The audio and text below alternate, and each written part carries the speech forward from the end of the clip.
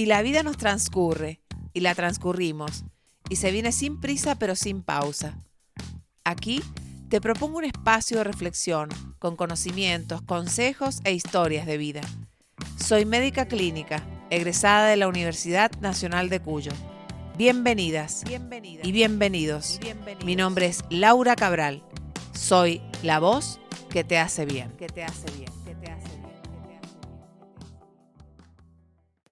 Hola, hola, ¿cómo estás? Yo aquí, muy contenta de encontrarme con vos una vez más. Y hoy quiero contarte una escena que viví hace muy poquito en mi consultorio. Una de esas escenas que parecen simples, mientras ocurren, pero que después se quedan haciendo ruido adentro. Todo empezó un martes a las 5 de la tarde. A esa hora llega Lorena, una mujer bellísima que hace poco comenzó su programa Alquimia, como tantas mujeres que llegan a mi consultorio. Viene buscando algo más que un tratamiento. Volver a sentirse bien en su cuerpo, entender qué está pasando con sus hormonas, recuperar energía, dormir mejor, sentirse nuevamente ella. Elegimos los martes porque es el único día de la semana en que no tiene que acompañar a su hijo a entrenar. Los demás días, como tantas madres argentinas, Lore anda de acá para allá, entre horarios, actividades, escuela y fútbol. Por eso los martes vienen juntos. Ella a su sesión y él, él merece un capítulo aparte.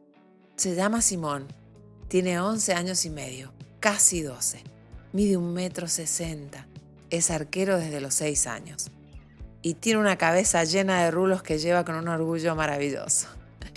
Ese día terminé de colocarle agujitas de acupuntura a Lorena y salí un momento a atender una llamada. Cuando volví, me encontré con una escena que me hizo sonreír. Sobre la mesa de la sala de espera estaba Simón desplegando el álbum del Mundial y detrás del álbum, completamente concentrado, pegando figuritas. Había algo casi sagrado en la manera en que lo hacía, con paciencia, con dedicación, como si cada figurita tuviera un lugar exacto y él fuera el único encargado de encontrarlo. Me senté a su lado. ¿Cuánto salen?, le pregunté. 2,000 pesos, me dijo, mirando como para arriba, con una muequita. Y siguió pegando. ¿Y quién te las compra, Simón? No siempre me compran. Los fines de semana, generalmente, mis abuelos me dan plata. Seguimos conversando. Le pregunté si había vivido el mundial anterior. Sí, pero no me acuerdo mucho. Tenía 8 años. Lo disfruté, pero lo voy a disfrutar más. Me llamó la atención la manera en que hablaba, con la ilusión de un chico, pero también con la reflexión de alguien bastante más grande. Entonces me contó una historia. Un compañero suyo había encontrado una de las figuritas más difíciles de conseguir. Le salió en un paquetito la figurita dorada de Messi. ¿Y sabes qué hizo?, me preguntó. ¿Qué hizo, Simón? La vendió. ¿La vendió? Sí, la vendió por $300. Y antes de que yo pudiera decir nada, hizo la cuenta. $300 eran aproximadamente 429,000 pesos. Lo tenía clarísimo. ¿Y qué hizo con la plata?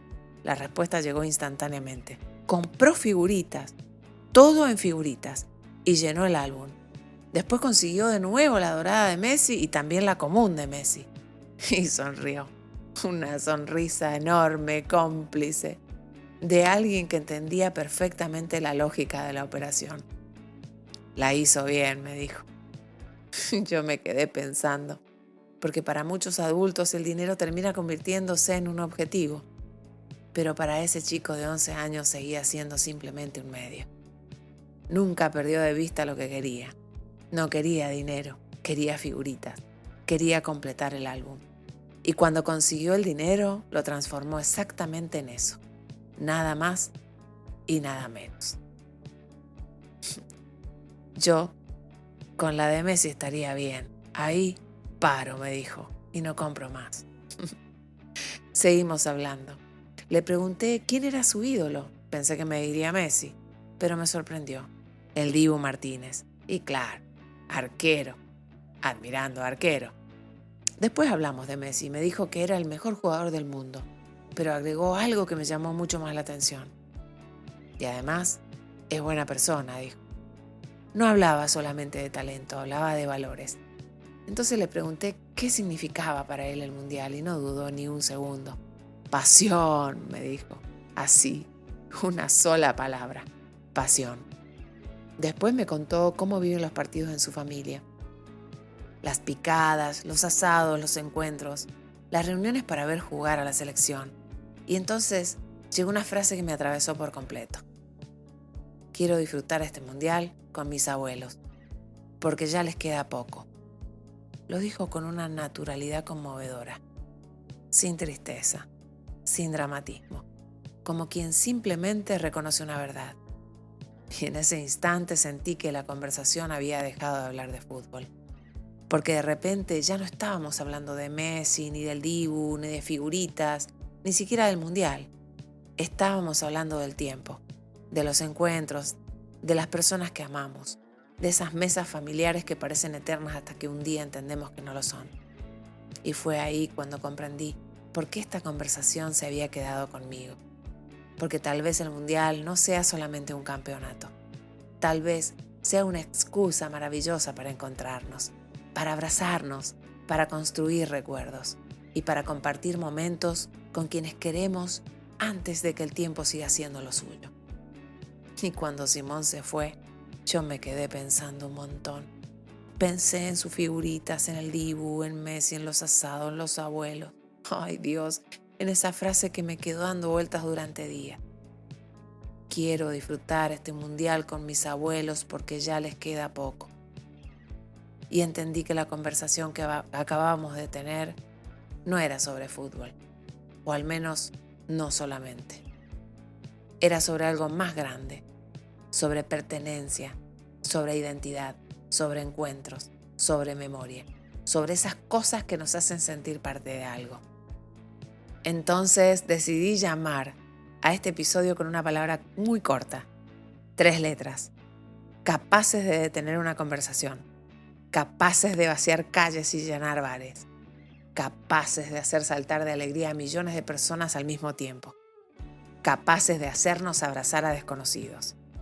3 letras, capaces de hacernos llorar. Gol. Porque un gol no solamente es una pelota entrando en un arco. Es una descarga emocional, un ritual colectivo. Un gol es una explosión de dopamina, un recuerdo familiar, un grito compartido, una historia que se cuenta durante años. Y en un país como Argentina muchas veces también es identidad. Por eso, hoy quiero que nos hagamos algunas preguntas. ¿Qué pasa en nuestro cerebro cuando juega la selección? ¿Por qué sentimos ansiedad antes de un partido? ¿Por qué necesitamos juntarnos para verlo? ¿Por qué un mundial logra que personas que casi nunca hablan de fútbol terminen emocionándose? ¿Y qué tiene todo esto que ver con nuestra historia, nuestros vínculos y nuestro ADN emocional argentino? Porque tal vez el mundial no sea solamente un campeonato. Tal vez sea una de las formas más poderosas que tenemos de sentirnos parte. Bienvenida, bienvenido a un nuevo episodio de La Voz que te hace bien. Hoy, gol. Para entender qué nos pasa cuando llega un mundial, primero tenemos que hablar de algo mucho más antiguo que el fútbol. Tenemos que hablar de nuestra necesidad de pertenecer. Porque si lo pensamos bien, es un fenómeno bastante extraordinario, ¿no? Durante algunas semanas ocurre algo que no pasa demasiado seguido. Personas que normalmente no se conocen se saludan por la calle. Se activan grupos de WhatsApp, las familias organizan encuentros, los bares se llenan, las camisetas aparecen. Y millones de personas comienzan a mirar hacia el mismo lugar al mismo tiempo. Desde la psicología sabemos que los seres humanos tenemos una necesidad profunda de pertenecer. No es un capricho, no es una moda, es una característica de nuestra especie. Durante miles de años, vivir en grupo significó protección, alimento, cooperación y supervivencia. Y aunque hoy nuestra vida sea muy diferente, nuestro cerebro sigue necesitando sentir que forma parte de una tribu, que pertenece, que comparte algo con otros. Y quizá por eso el Mundial moviliza tanto, porque durante unas semanas nos ofrece algo que muchas veces extrañamos en la vida cotidiana: la sensación de formar parte de un nosotros. Y además hay algo que lo vuelve más especial todavía. El Mundial ocurre cada 4 años. 4 años, lo suficiente para que los chicos crezcan, las familias cambien, nazcan hijos, algunos abuelos ya no están, para que nosotros mismos seamos personas distintas de las que éramos en el Mundial anterior. Por eso nunca vemos 2 mundiales iguales, porque entre uno y otro transcurre una parte importante de la vida, y quizás sea justamente esa distancia la que vuelve tan valioso cada encuentro. Cada partido, cada abrazo, cada recuerdo que construimos alrededor de él. Hay un periodista que suele decir una frase que siempre me hace pensar: la vida pasa entre mundial y mundial. Y cuanto más la pienso, más sentido la encuentro. Porque 4 años parecen poco cuando miramos un calendario, pero cuando miramos una vida, 4 años pueden ser muchísimo. Entre un mundial y otro hay personas que se enamoran, que se separan, niños que empiezan la escuela, adolescentes que se vuelven adultos, familias que crecen, trabajos que empiezan, proyectos que nacen, sueños que se cumplen, y también hay despedidas. Por eso nunca vivimos 2 mundiales iguales, porque tampoco somos los mismos. El mundial anterior encuentra una versión nuestra y 4 años después encuentra otra. Quizás con más experiencia, más cicatrices, con más aprendizajes, con nuevas personas alrededor de la mesa o con algunas ausencias. Tal vez por eso los mundiales tienen algo de cápsula del tiempo, porque cuando empieza uno nuevo, inevitablemente recordamos dónde estábamos en el anterior, con quién lo vimos, qué sentíamos, quiénes estaban sentados a nuestro lado. Y entonces entendemos que no solo pasó un campeonato, pasó la vida. Y en realidad esto no es nuevo. Desde hace miles de años los seres humanos nos reunimos alrededor de celebraciones colectivas. Los antiguos griegos lo hacían durante los Juegos Olímpicos. Cada 4 años ciudades que habitualmente podían estar enfrentadas suspendían conflictos y se encontraban para compartir competencias, rituales y celebraciones. No era solamente deporte, era identidad, era comunidad. Era una forma de recordar que pertenecían a algo más grande que sus diferencias. Y quizá por eso los grandes eventos deportivos siguen movilizándonos tanto. Porque cambian los escenarios, cambian las reglas, cambian los protagonistas, pero la necesidad humana de encontrarnos sigue siendo la misma. Y acá vuelvo a pensar en Simón, porque cuando le pregunté qué esperaba de este mundial, podría haberme hablado de Messi, del Dibu, de ganar la copa, pero no. Me habló de sus abuelos, me habló de los asados, de las reuniones familiares, y entonces entendí algo. Tal vez el mundial no sea solamente una competencia. Tal vez sea una gran excusa para encontrarnos, porque vivimos en una época atravesada por la incertidumbre, por preocupaciones económicas reales, por noticias que muchas veces nos generan mucha angustia, por exigencias, por cansancio, por la sensación de que siempre hay algo pendiente. Y no, el mundial no hace desaparecer nada de eso. Los problemas siguen existiendo, la realidad sigue ahí, pero los seres humanos no estamos diseñados para vivir en estado de alerta permanente. Necesitamos momentos de descanso emocional, celebrar, necesitamos ilusionarnos, compartir experiencias que nos recuerden que no estamos solos.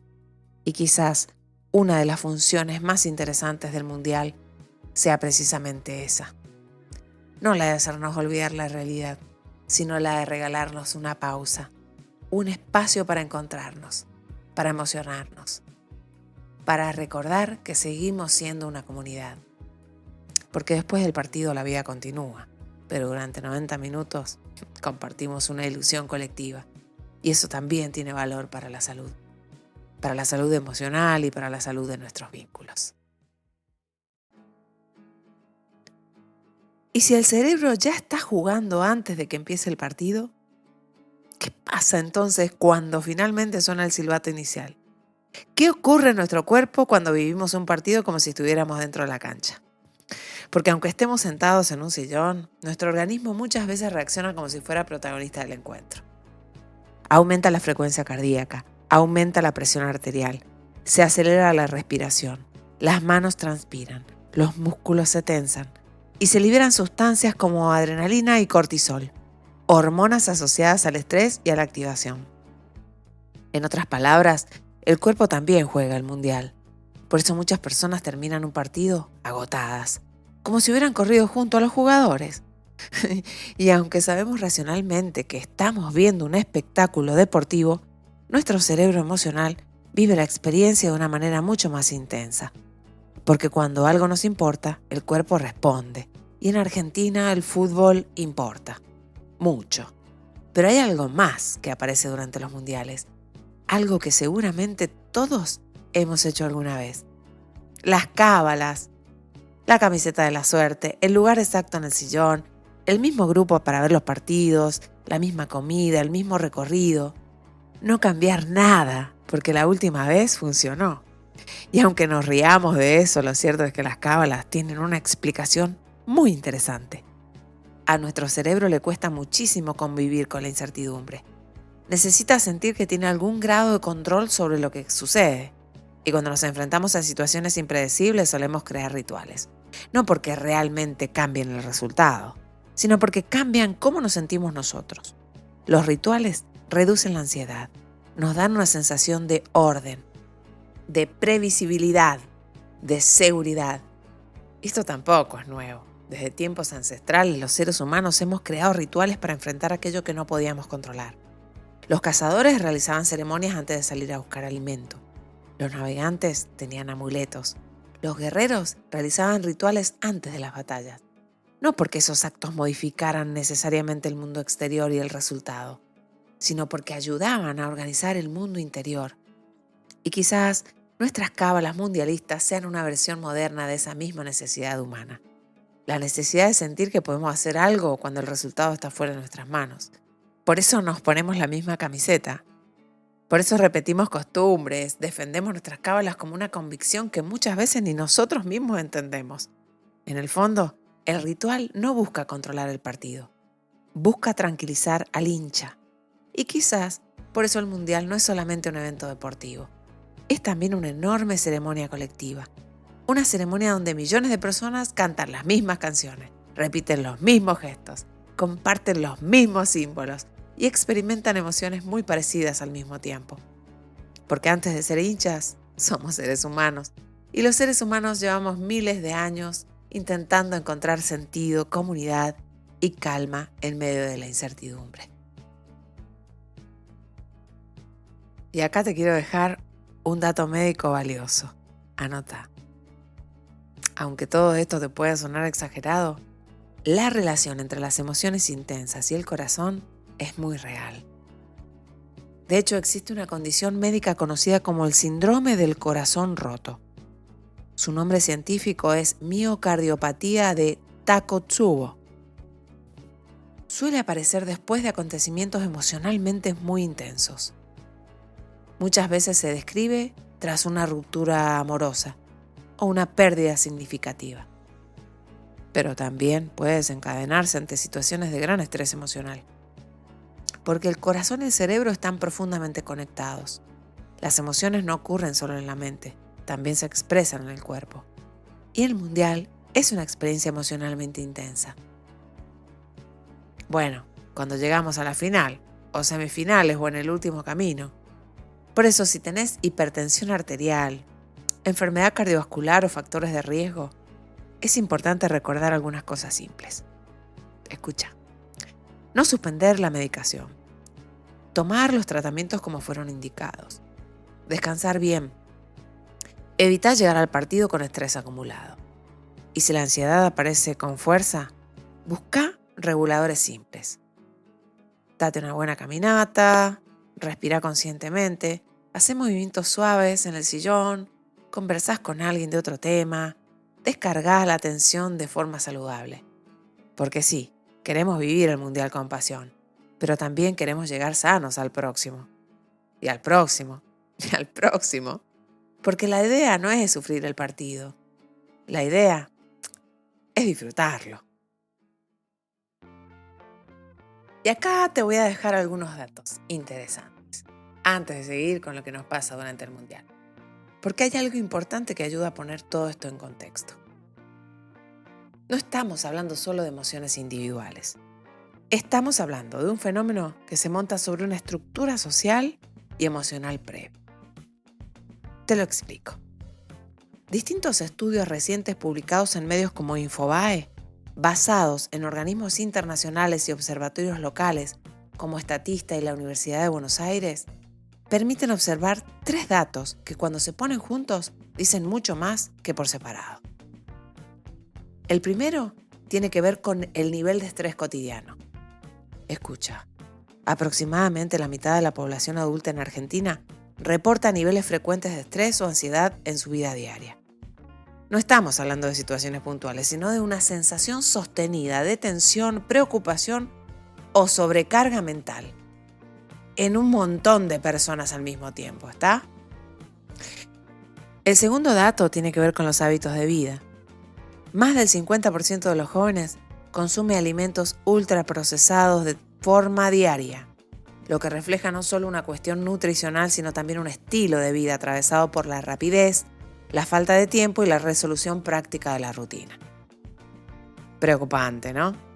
Y el tercer dato introduce una dimensión distinta, casi en tensión con los anteriores.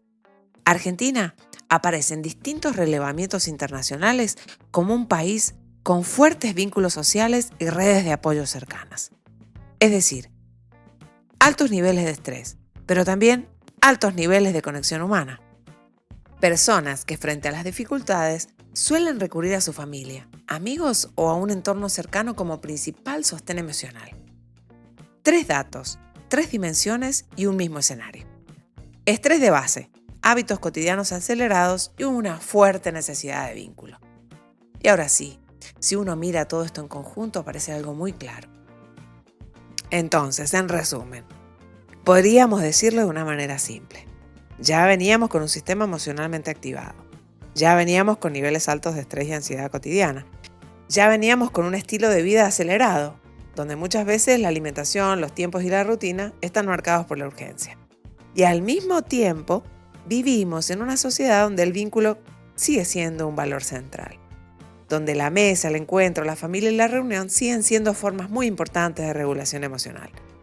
Entonces, el Mundial no llega a un terreno vacío, llega a un sistema ya sensible y hace 3 cosas al mismo tiempo.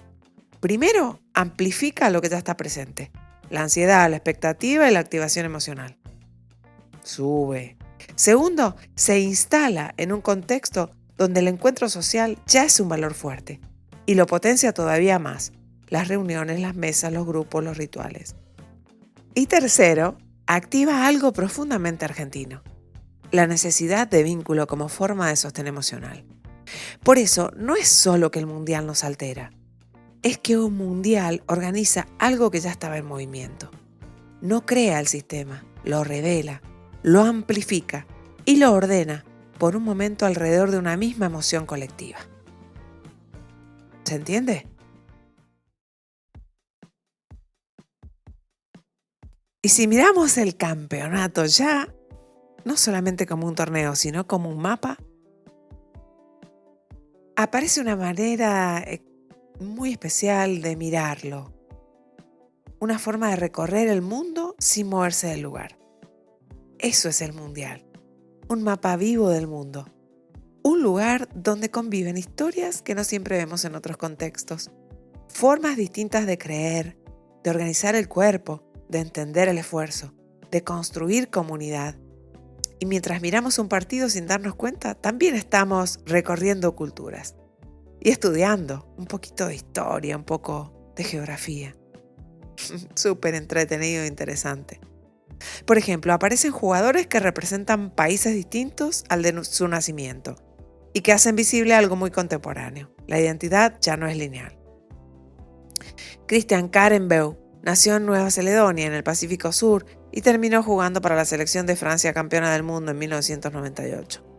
Su historia no es solo deportiva, también es una historia de migración, de cruces culturales y de pertenencias múltiples. Y como él, también hay otros, como por ejemplo el arquero de Argelia, el hijo del francés Zidane, un crack. Y además dicen que el arquero es muy bueno. Crecen en otro lado, terminan representando una selección distinta. El mundial también es eso, un espejo de un mundo en movimiento. Y después están los rituales. Esos gestos que no siempre se explican, pero que sostienen emocionalmente a los equipos. En la selección francesa campeona del mundo en 98, Laurent Blanc tenía una costumbre muy particular antes de cada partido. Besaba la cabeza del arquero Fabien Barthez. Un gesto simple, íntimo, pero cargado de confianza, como si el cuerpo necesitara una señal para creer. En otros lugares del mundo, los rituales toman formas distintas. En varias selecciones africanas como Camerún o Ghana, es común ver prácticas previas a los partidos que incluyen oraciones colectivas, círculos de energía del equipo y rituales vinculados a las tradiciones espirituales locales. No se trata solo de superstición, se trata de cultura, de formas ancestrales de entender la relación entre el cuerpo, el destino y la comunidad. Y también está Japón. Japan National Football Team y sus hinchas se hicieron conocidos mundialmente por algo que sorprende siempre. Después de los partidos, incluso en los mundiales, los fanáticos japoneses se quedan a limpiar las tribunas. Ya lo hemos visto, ¿no? Recogen la basura, ordenan el espacio, dejan el estadio igual o mejor de como lo encontraron. No es un gesto aislado. Es parte de una cultura de respeto, orden y responsabilidad colectiva. Y en ese acto hay algo profundamente simbólico. La idea de que lo compartido también es cuidado. En Uruguay, el fútbol tiene otra textura. Uruguay National Football Team está atravesada por una identidad muy fuerte, la garra charrúa. Una forma de nombrar algo que va más allá del deporte. Resistencia, orgullo, persistencia. Una forma de jugar que se convirtió en identidad nacional. Y desde el Mundial de 1930 en Montevideo, donde Uruguay fue campeón del primer torneo de la historia, el fútbol allí no es solo entretenimiento, es memoria colectiva. Y si uno mira todo esto junto, empieza a aparecer algo muy claro. El Mundial no es solo un espectáculo deportivo, es un archivo vivo de culturas. Un espacio donde conviven formas distintas de habitar el mundo, donde se cruzan lenguajes, gestos, rituales y maneras de creer. Y mientras miramos un partido sin darnos cuenta, también estamos aprendiendo del mundo, de sus historias, de sus símbolos, de sus formas de estar juntos. Y quizás por eso nos atrapa tanto, porque no solo vemos fútbol, vemos humanidad en distintas versiones. Y antes de irme quiero dejarte una última imagen. No es un dato, no es una teoría, es un instante. Es el relato de un gol. Sale la pelota desde el fondo, la levanta el 5, le pide el de la derecha, le abre por la banda, vive en el centro, cabezazo, atajó el arquero. Otra vez, la vuelve a meter, rebote, la tiene, gira, remata, ¡gol! ¡Gol!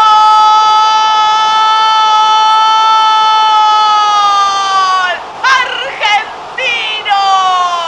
Diego Armando Maradona. Y en ese segundo no hay estadística, ni dopamina, ni teoría del estrés, ni filosofía. Hay otra cosa.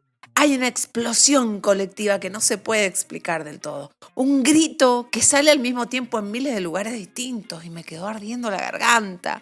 Un país entero respirando lo mismo por un instante. Y tal vez por eso volvemos siempre.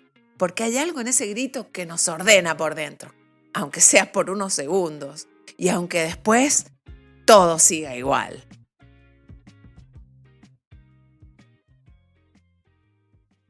Y ahora llegó el momento de hacer una pequeña dedicatoria. Muy especialmente a Lorena, mi paciente de los martes, por confiar en este proceso, por estar en movimiento, por animarse a atravesar una transformación real, de esas que no siempre son cómodas, pero que cambian la vida. Y por traerme a su hijo, a Simón, el que le dio la frescura a este espacio, por recordarme la mirada del juego, la pasión sin cálculo, la ilusión entera. Y también a todos los Simón que hay en el mundo. A todos los niños que todavía juntan figuritas con absoluta devoción. Y también a cada uno de nosotros que alguna vez fuimos ese niño, que alguna vez intercambiamos, buscamos y completamos álbumes. Y que todavía en algún rincón seguimos buscando completar algo. Y después de esta dedicatoria, me quedo un segundo en silencio. Porque hay cosas que no se dicen rápido. Se dejan bajar. Se dejan acomodar. Y en ese espacio aparece algo más personal que te quiero compartir. Porque vos sabés que yo soy una persona soñadora. De esas que a veces se imagina cosas que todavía no existen, pero que igual las siente posibles. Y yo sueño con un mundo mejor. Y sueño con un país más unido. Con un país donde podamos encontrarnos más allá de las diferencias. Donde no sea tan difícil sentarse en la misma mesa. Donde no sea tan extraño tirar todos para el mismo lado. Donde gobernantes y ciudadanos, cada uno desde su lugar, podamos ponernos en serio la misma camiseta. La de construir algo que nos incluya un poco más. No sé. Es solo un sueño mío, tal vez también tuyo. De esos que uno dice medio en voz baja, como para no romperlos. Pero bueno, qué sé yo. A veces los sueños también empiezan así, como una idea suelta, como una imagen que aparece sin permiso, como una posibilidad que todavía no tiene forma. Y después, quién sabe, por ahí se cumple. O por lo menos no se encuentra intentando.